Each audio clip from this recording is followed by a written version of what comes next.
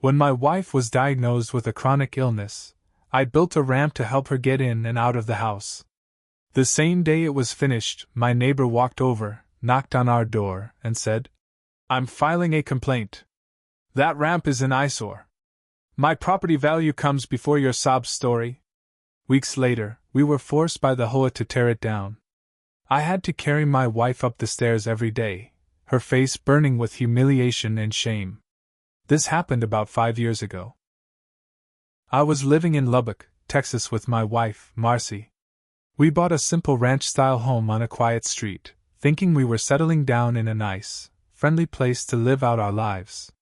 Marcy and I had been married 13 years at that point. No kids, just the two of us, and that had always been enough. She worked at the local library, and I ran a small auto repair shop on the edge of town. We weren't rich, but we were steady. Happy. Then Marcy got sick. It started with her getting tired all the time. Little things would make her breathless. I pushed her to see a doctor, and after months of tests and second opinions, we got the diagnosis: multiple sclerosis. The kind that would get worse over time. It hit us like a freight train. One minute we were planning a vacation to Colorado, and the next, we were talking about wheelchairs and mobility aids. But we adjusted. We had to. One thing became clear fast. The front steps of our house were becoming a huge problem for her. Even with a cane, they were dangerous. She fell once, bruising her hips so bad she couldn't walk for days. I promised her I'd fix it. So I took a week off work, bought supplies, and built a ramp myself. It wasn't fancy. I'm no carpenter. But it was solid and safe. I even sanded it down, painted it to match the house, made sure it wasn't an eyesore. I was proud of it. The day I finished it, Marcy cried when she saw it. She hugged me and said, "You make me feel safe again." That was probably the last moment of peace we had. Because not 2 hours after I finished, there was a loud knock at our door. I opened it to find our neighbor, Russell Tate, standing there with a smirk on his fat face. Russell was a real estate agent, the kind who never shut up about curb appeal and property values. He didn't even say hello. Just stood there in his stupid golf shirt and said, "I'm filing a complaint. That ramp is an eyesore. My property value comes before your sob story." I just stared at him. For a second, I thought he was joking. When I realized he wasn't, something in me twisted up tight. Marcy came up behind me, leaning on the doorframe. She had heard it too. Russell sneered at her, turned on his heel, and walked back across the street to his house, a big 2-story monstrosity he bragged about endlessly. I slammed the door so hard the windows shook. A week later, we got the letter from the HOA. It said the ramp was out of compliance with neighborhood aesthetic standards, and that we had 30 days to remove it or face daily fines. I went to the next HOA meeting, thinking if I just explained, they'd understand. I even brought photos of Marcy trying to get up the steps. But Russell was there too. Standing in the corner, arms folded, smiling like the cat that ate the canary. When I stood up to speak, he interrupted. "Everyone's sad about something," he said loudly. "If we let one exception through, soon the whole street will look like a trailer park." I was voted down without a second thought. I begged. I offered to modify it. I even offered to pay to have it professionally redone. Didn't matter. The HOA board had made up their minds. So I had to tear it down. And every day after that I carried my wife, my proud, independent wife, up those stairs. Her cheeks would turn bright red. She'd keep her eyes down. And I could feel the humiliation pouring off her. We stopped going out unless we absolutely had to. She lost weight. She stopped smiling. She started needing more medication for her depression. And Russell would wave at us from across the street, like we were old friends. I didn't even recognize myself anymore. I was angry all the time. Short with everyone. I started drinking a little more than I should have. And then one day, when I was helping Marcy into the house and she whimpered because my grip slipped a little, I realized this wasn't just about a ramp anymore. This was about dignity. About love. About not letting someone stomp all over you and smile while they did it. Russell wanted to worry about property values? Fine. I was going to give him something to really worry about. After that day, I stopped looking at Russell like a neighbor. He was the enemy. I didn't come up with a plan overnight. I'm not that smart or devious. It built up slowly, day by day, like steam inside a boiler. Every groan Marcy made when I lifted her. Every time I looked out our front window and saw Russell's stupid, spotless SUV sitting in his driveway. One night, Marcy was asleep on the couch. She had trouble sleeping in the bed sometimes because the mattress was too high. I sat at the kitchen table with a cold beer, staring at the HOA letter crumpled up in my hand. And that's when it hit me. Russell cared about property value? He cared about appearances? About how things looked? Good. I would make sure everything around him looked like shit. I started small at first. I knew Russell left for work at 7:30 every morning, like clockwork. So I'd get up a little earlier, grab some old parts from my auto shop, rusted out mufflers, busted bumpers, old tires, and I'd accidentally leave them near the curb between our houses. Technically still my property. Technically not illegal. Just messy. Within a week, he called code enforcement on me. I got a warning. No fine, just a notice. I cleaned it up. Smiled when I waved at him. But that was just the warm-up. I started feeding the feral cats that lived in the empty lot behind our neighborhood. I left food right at the edge of Russell's manicured lawn. Within a month, the cats were hanging out on his porch, spraying his bushes, leaving little gifts in his flower beds. He put up one of those stupid sonic animal repellents. I took a hammer to it late one night when the streetlights were out. He never knew. Then I got creative. Russell loved his yard. He had this big, fancy automated sprinkler system he bragged about like it was a Tesla. I started walking past his house every couple days with a heavy wrench hidden under my jacket. Just a quick, casual stroll, and if I happened to step on the corner of a sprinkler head and accidentally snap it, whoops. Those things aren't cheap to replace. He started getting them repaired. I kept breaking them. Different ones each time. Soon his front yard looked like a patchy mess of dead grass and muddy holes. The next phase was even better. I started attending the HOA meetings religiously. Every single one. At first they were wary of me, but I played nice. I volunteered for stupid committees, holiday decorating, trash pickup scheduling, whatever it took. I built trust. While Russell kept acting like he was king of the neighborhood, I worked quietly behind the scenes, planting little seeds of doubt. You know, I'd say to one of the board members, Russell's lawn is looking kind of rough. Doesn't really set a good example, does it? Funny, I'd mention casually. Heard Russell's got feral cats tearing up his flower beds. Maybe we need stricter pet rules around here. Little whispers. Always with a smile. Always innocent. By the time the next elections came around, Russell lost his seat on the board, something he'd held for 8 years straight. He lost it by 1 vote. Mine. But that wasn't enough. Not even close. Because while I was wrecking his little world piece by piece, Marcy was still trapped in ours. Still struggling, still hurting. And every time I had to lift her up those stupid stairs, I felt the rage building again. I wanted Russell to hurt. Not just be inconvenienced. Hurt. So I stepped it up. I stepped it up in a way he wouldn't see coming. Russell's pride and joy, besides his lawn, was his spotless reputation. He sold houses based on it.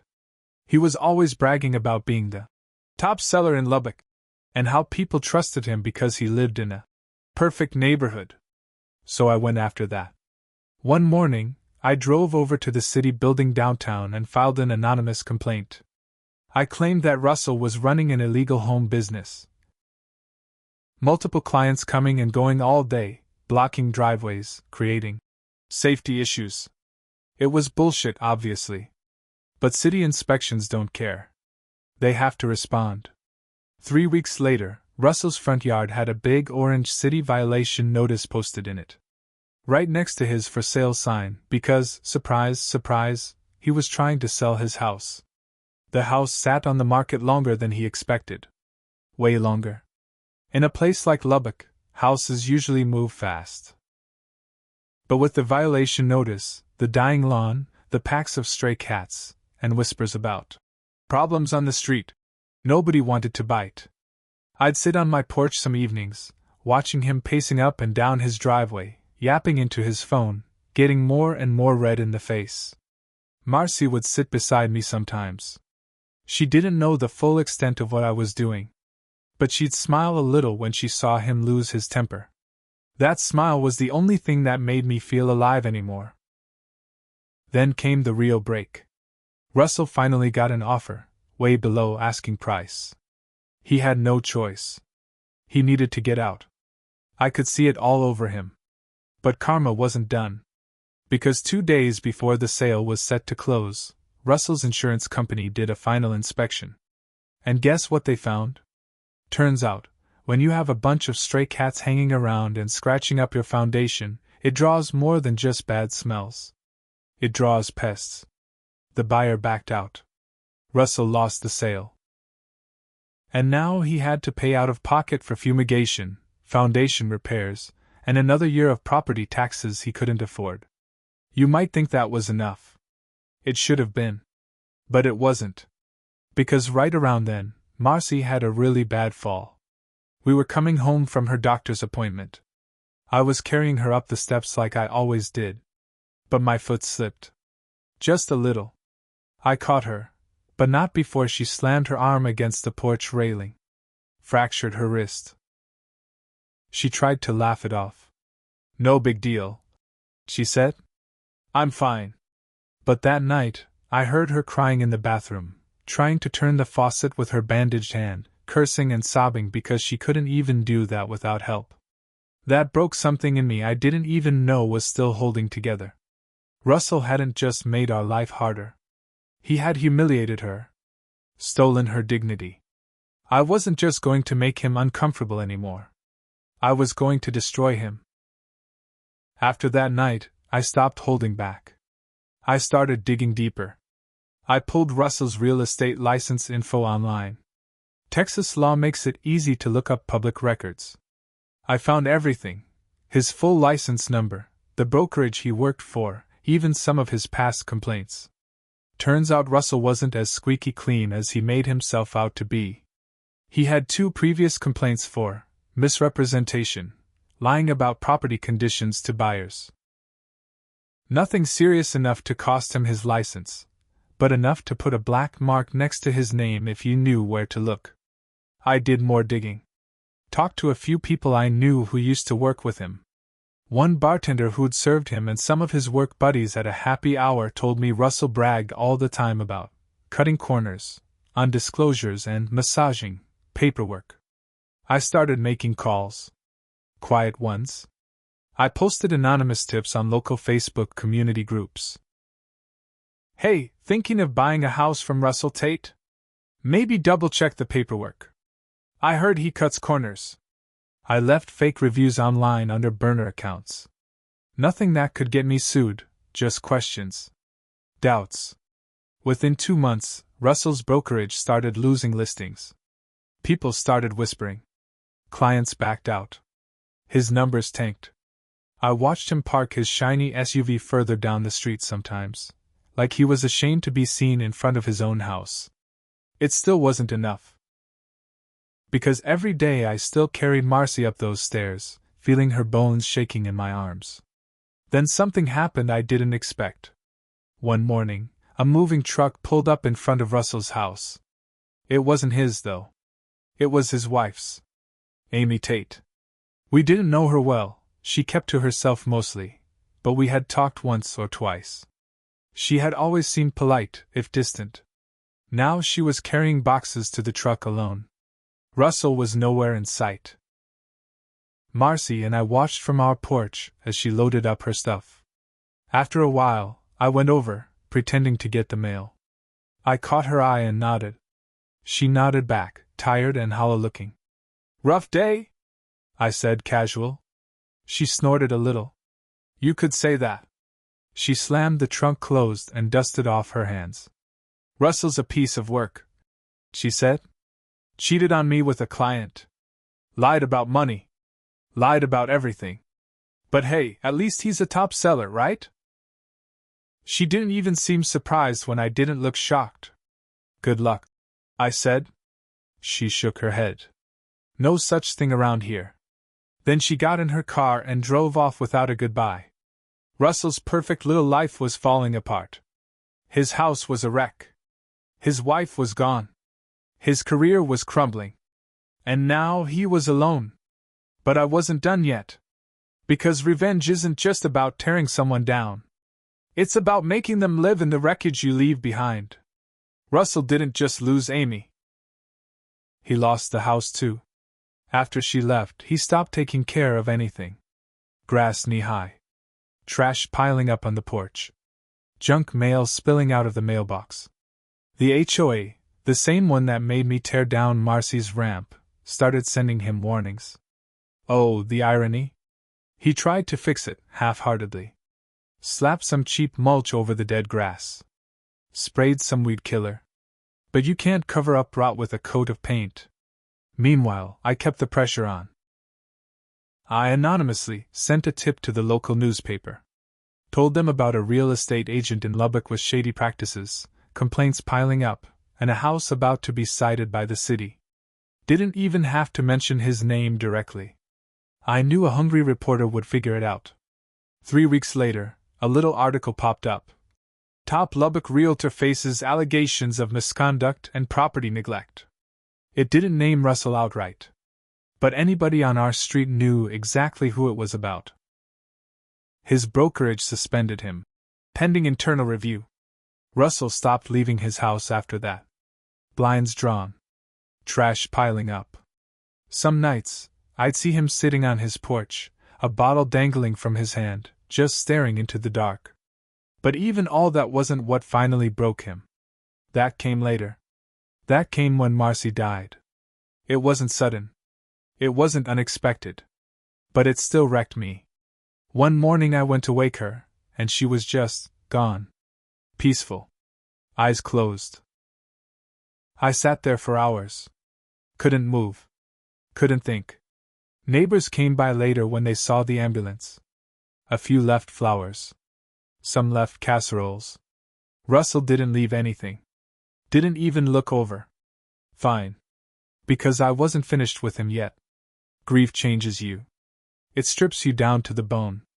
All the pieces of yourself you thought you needed, pride, fear, shame, they just fall away. And all that's left is the raw, hard core of who you are. And what I was, now, was a man with nothing to lose. I sold the house. Took the loss.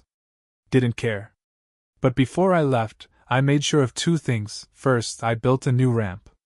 Right there, in the middle of the front yard. Huge. Ugly.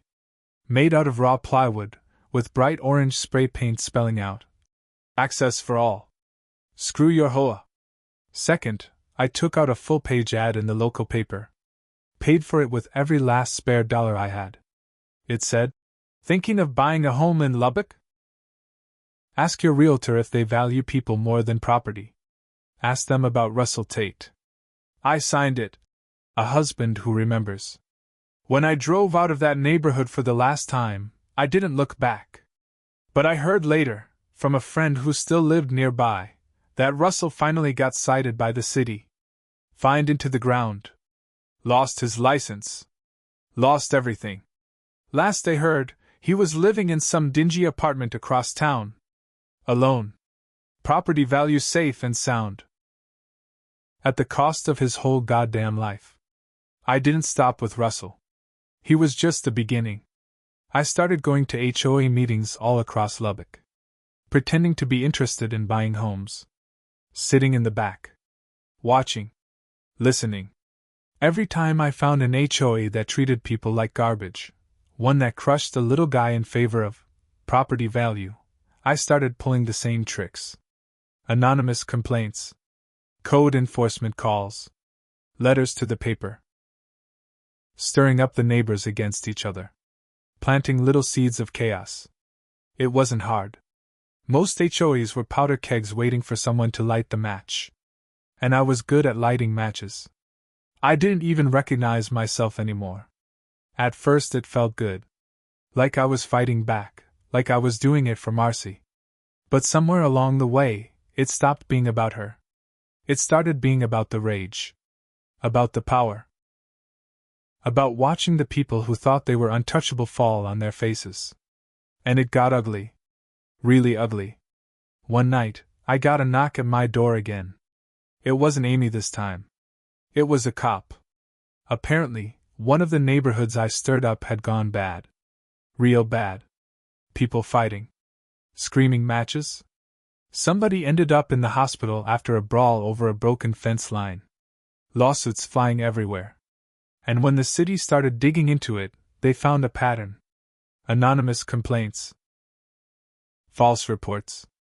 All leading back to burner emails and prepaid phones I thought I had hidden well enough. They traced it to me. I wasn't arrested, not for what I did. Too careful for that.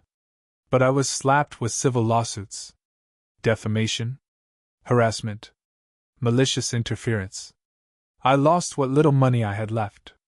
Had to sell my truck just to keep the lights on. I became what I had made Russell into, a hollow, angry ghost in a dirty little apartment. And Russell? Last I heard, he was back in Lubbock. Working at a used car dealership off the freeway. Living in a cheap apartment with bars on the windows. Fat. Broke. Alone. Just like me. People always think revenge will fix the hole inside you. But all it does is fill it with something even darker. Something that eats you alive from the inside out. Marcy would have hated the man I became. She deserved better. I tried to honor her by destroying the people who hurt us. Instead, I became one of them. That's it. That's the whole story. I don't expect forgiveness. I'm not even sure I deserve it. But at least now you know. And maybe next time someone says a ramp is an eyesore, you'll remember there's a hell of a lot more to a house than what it looks like from the street.